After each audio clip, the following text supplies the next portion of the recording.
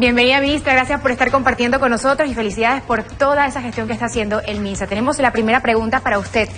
El porcentaje de pacientes en cuidados intensivos es el 4%, es decir, que con 2.500 infectados ya estaría en uso los 100 ventiladores. Se ha planteado la compra de más ventiladores y podemos también explicar, ministra, un poco más la función vital de los respiratorios artificiales para los pacientes con COVID-19.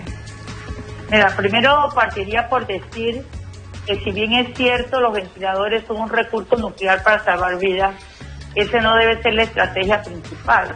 La estrategia principal es quedarnos en casa, evitar que las personas se compliquen y que alrededor de un 4.7 de ellos llegue a una unidad intensiva, porque la mayoría de los pacientes que llegan a intensivo efectivamente tienen una condición crítica y lamentablemente con los estudios de lo que ha ocurrido en países como China puede haber una mortalidad del 50%. Entonces, el mensaje a la población es que el gobierno está haciendo todas las medidas posibles para incrementar la capacidad de respuesta a través de unidades de crítica adicionales para poder tener nuevos números de respiradores, ventiladores, como le llamemos, o camas de intensivo.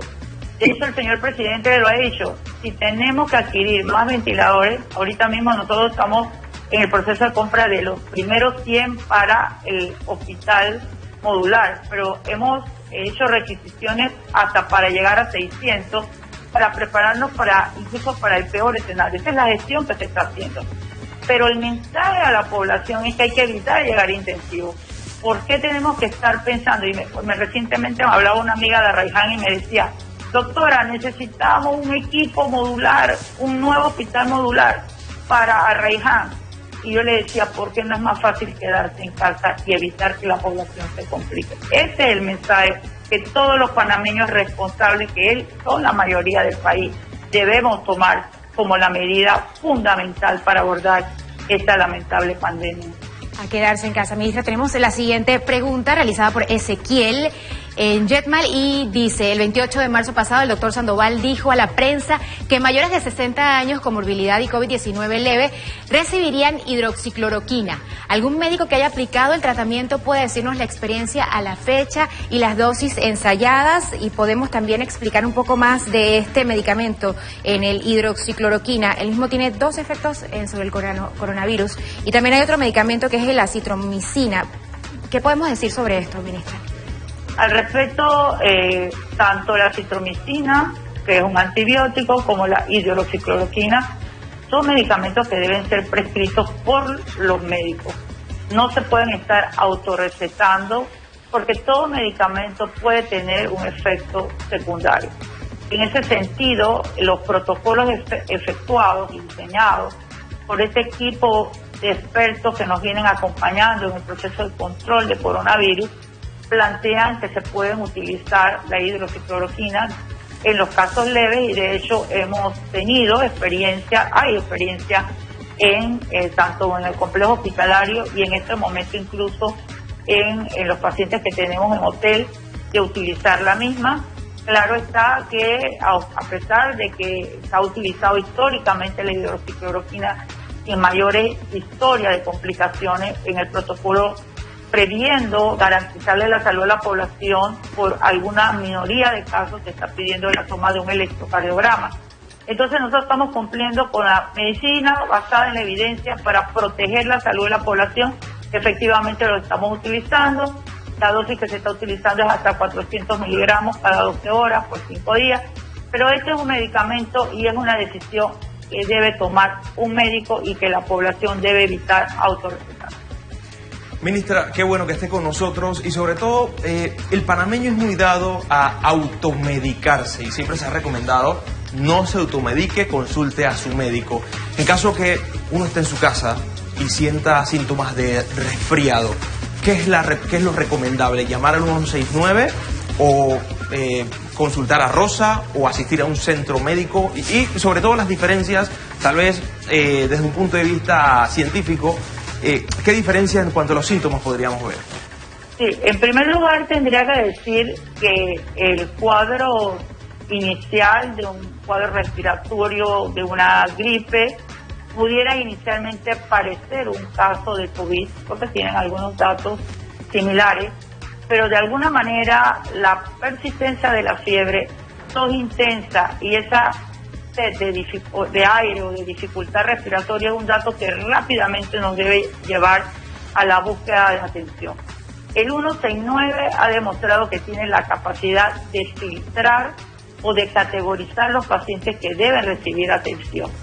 Y el gobierno y nosotros como Ministerio de Salud estamos dando distintas opciones en esa coordinación conjunta con la Caja del Seguro Social. La primera premisa es no saturen los hospitales, acudan a sus centros y sus policlínicas.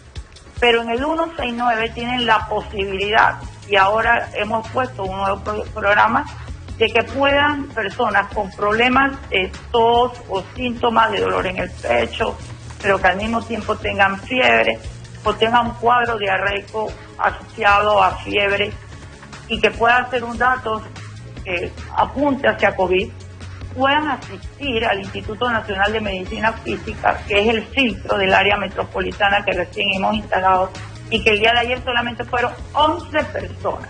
Entonces ahora estamos en este ajuste que cuando COVID, a través de 169, el 169 llama, da la cita y la AIG le va a dar una cita a través de la plataforma de la AIG para que no tengan ningún problema con el tema de seguridad por estar siendo varón o dama en un día que no le corresponde, porque aquí lo importante no solamente es la seguridad, sino la salud.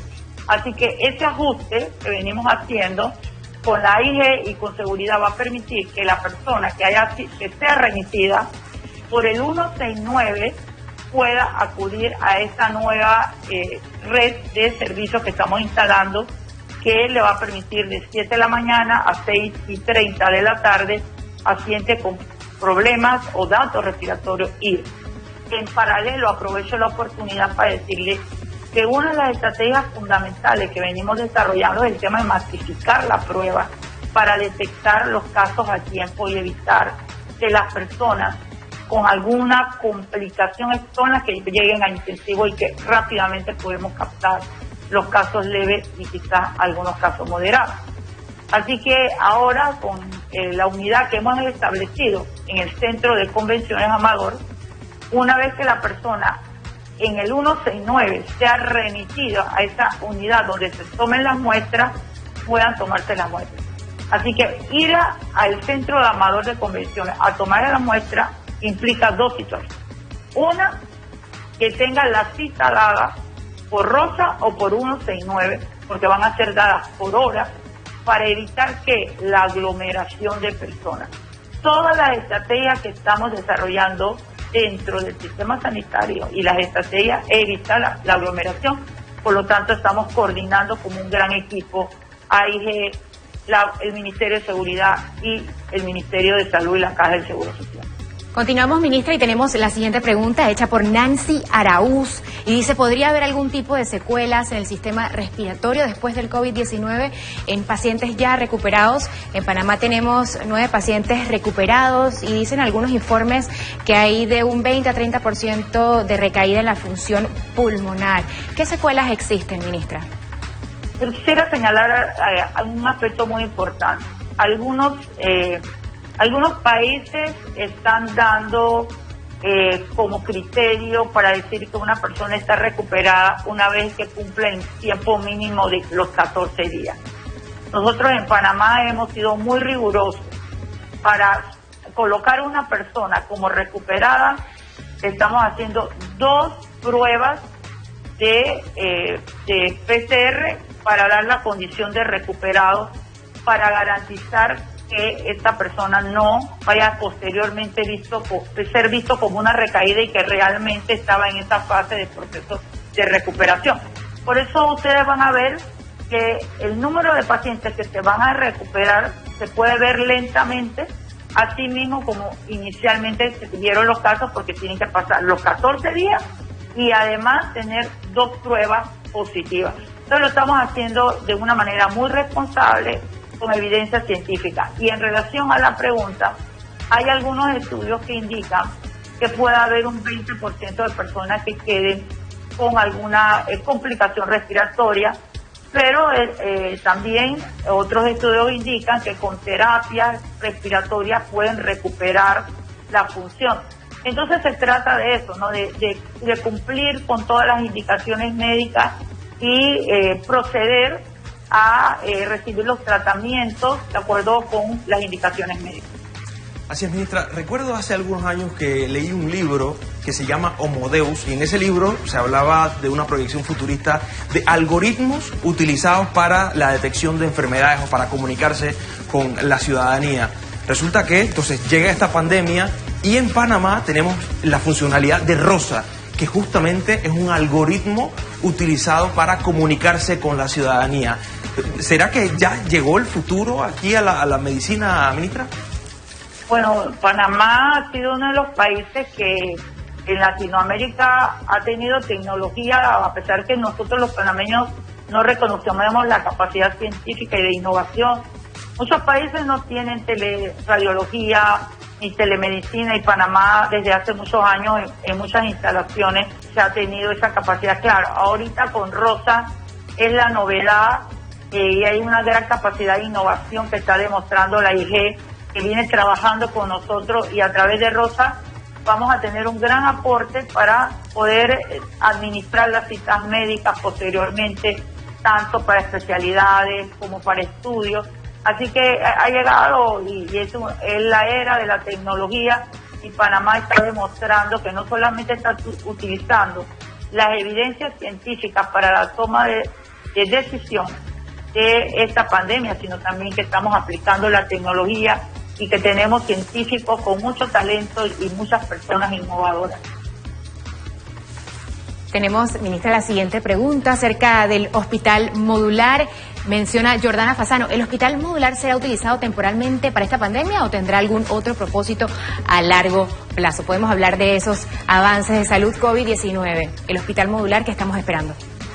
Sí, el hospital modular efectivamente viene a ser una respuesta inmediata a esta pandemia para poder tener una mayor capacidad de respuesta a los pacientes en condición crítica, pero definitivamente vamos a poder reconvertir su uso, y nosotros tenemos históricamente áreas muy vulnerables en el país, como son las comarcas, y sobre todo la comarca Noveburé, y después que se haga todo, salgamos de esta pandemia, primero Dios, con el apoyo de toda la población, unidos todos haciendo un gran esfuerzo, Panamá solidario, poder colocarlo después de un proceso de desinfección, claro está, para que pueda tener un propósito de poder aumentar la capacidad de respuesta en estas áreas, que incluso podríamos poner hasta salones de operaciones en algún módulo, y esto definitivamente nos permitiría dar una mejor respuesta y trabajar en el tema de la inequidad para los que menos tienen.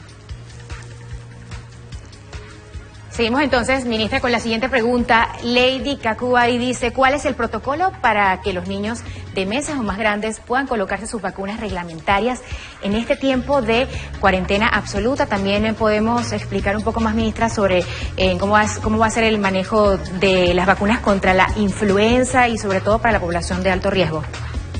Sí, efectivamente, como dijera ayer en la rueda de prensa, los niños para ir a colocar sus vacunas tienen que ser llevados por sus cuidadores, y los cuidadores efectivamente tendrá que ser, si es la madre o la cuidadora femenina, ir el lunes, miércoles y viernes, y si le toca al padre, los días martes y jueves.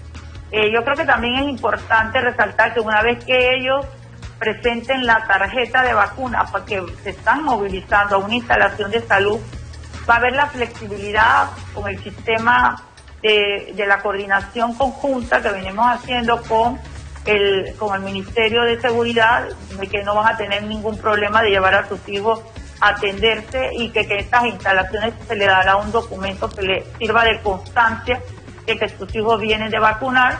Al mismo tiempo, nosotros esperamos que después del día 7 la vacuna de influenza esté en el país. Evidentemente va a ser un proceso de priorización. Panamá tiene la normativa a qué tipo de personas se les pone la vacuna de influenza y de neumococo. Y bueno, inicialmente vamos a comenzar con las poblaciones más en riesgo, que son los adultos mayores, las personas con problemas como asma, pero también tengo que enfatizar para los trabajadores sanitarios. Los trabajadores de la salud, en este momento nosotros tenemos que cuidarlos más que nunca. Por lo tanto, en la medida de que ellos reciban toda la protección, vamos a poder tener las respuestas necesarias